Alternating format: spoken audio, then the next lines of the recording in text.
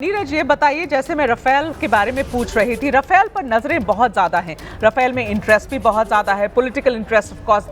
पिछली बार भी जब ये राफेल डील हुई थी तब से अभी तक, तो पहले तो ये डिटेल्स जानने की कोशिश कर रहे हैं, बहुत ज़्यादा साझा नहीं की गई है। 114 राफेल की बात कर रहे हैं हम। नीरज, ये बताइए कि इसमें से कितनी राफेल, क्या इसमें से कुछ भी नंबर्स इंडिया में बनने वाले हैं? टेक्नोलॉजी ट्रांसफर का क्या स्टेटस है? क्या हमें इस बार टेक्नोलॉजी भेजी जाएगी वहाँ से? हम क्या, कैसे होने वाला है ये सारा चीज़?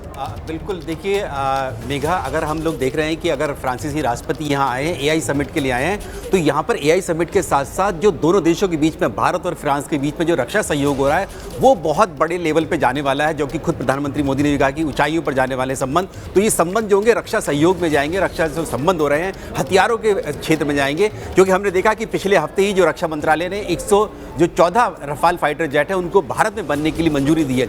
इसके मायने ये होंगे कि जो फ्रांस की दासो कंपनी है वो भारत की किसी कंपनी के साथ, चाहे वो प्राइवेट हो या सरकारी हो, प्राइवेट की ज़्यादा संभावना है, उनके साथ मिलकर यहाँ प्लांट लगाएगी, भारत में लगाएगी, और उसमें ये 114 फाइटर जेट जो है बनाए जाएंगे। क्योंकि फाइटर जेट बनाने के लिए पूरी फैसिलिटी यहाँ बनाई जाएगी, तो वो बहुत लंबा प्रक्रिया होती है, लंबा समय लगता है। तो ऐसे में बहुत संभव है कि 16 फाइटर जेट जो होंगे, रफाल होंगे, वो सीधे फ्रांस से खरीदे जाएंगे, और बाकी जो होंगे 98 होंगे वो भारत में बनाए जाएंगे, मेक इन इंडिया के तहत बनाए जाएंगे।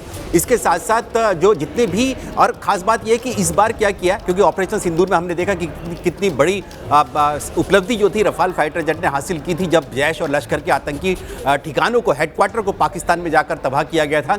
उसके लिए क्या किया गया है कि अभी तक जो रफाल फाइटर जेट जो भारत के पास 36 हैं, इनमें सारी जो है MBDA यानी कि जो फ्रांस की कंपनी है, यूरोप की कंपनी है, उनकी मिसाइल लगी हुई, साफरान की लगी हुई है। लेकिन अब क्या होगा इसमें, जब आपने जो टेक्नोलॉजी की बात की, अब इसमें क्या होगा कि भारत की जो बनी हुई जो मिसाइलें हैं उनको भी इसमें लगाया जा सकता है, जैसे कि अस्त्रा मिसाइल भारत की है जो एयर टू एयर काम करती है। इसके अलावा जो रुद्रम है, एंटी रेडिएशन मिसाइल है, उन सबको भी इंटीग्रेट जो है भारत में किया जा सकता है। यानी कि आप ये मानकर चलिए 50 से 60% जो कंटेंट होगा मेक इन इंडिया रफाल का, वो भारतीय होगा, स्वदेशी होगा। अहम जानकारी आप दे रहे हैं नीरज। फिर मैं आपसे ये भी समझना चाहूंगी कि अगर 98 मतलब 100 के करीब राफेल हम भारत में बनाने वाले हैं, तो हम कौन सी, क्या टाइमलाइन हम देख रहे हैं? क्योंकि राफेल बनाना 1 साल 2 साल का काम नहीं है, और यहाँ पर अगर उस चीज़ की फैक्ट्री भी डालनी है, आपको राफेल यहाँ ही पर बनाना है, तो वो कौन सी जगह का कोई चयन हुआ है? क्या कोई प्लान है? आज क्या ये डिस्कस किया जाएगा कि राफेल का प्लांट कहाँ लगेगा? ये सारी क्या है इनकी नेगोशिएशंस में भी? बिल्कुल बिल्कुल मेघा, आपने बिल्कुल ठीक कहा। जब ये चर्चा भी हम लोग देख रहे हैं तो इस दौरान जरूर हो रही होगी, और पीछे बैकडोर जो बातचीत चल रही होगी, क्योंकि आज हम देख रहे हैं कि बेंगलुरु में जो हमारे रक्षा मंत्री राजनाथ सिंह और जो फ्रांस की रक्षा मंत्री भी यहाँ पर आई हुई है, इस वक्त मैक्रो के साथ आई हैं, जो कैथरीन वताइन है, वो भी यहाँ पर पहुँची है। उनका डिफेंस डायलॉग बेंगलोर में चल रहा है। जैसे ही ये मीटिंग खत्म होगी, डिफेंस डायलॉग वहाँ पर भी शुरू हो जाएगा।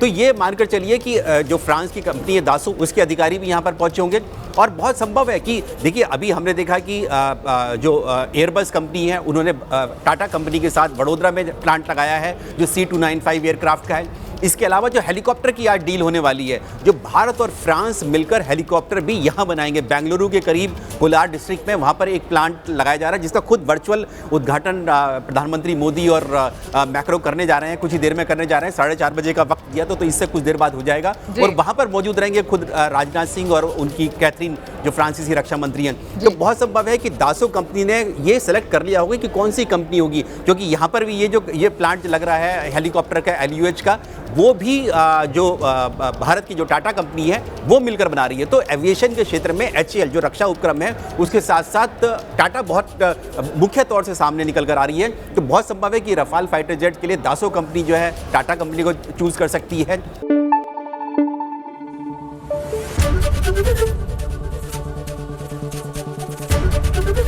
ABP न्यूज़ आपको रखे आगे।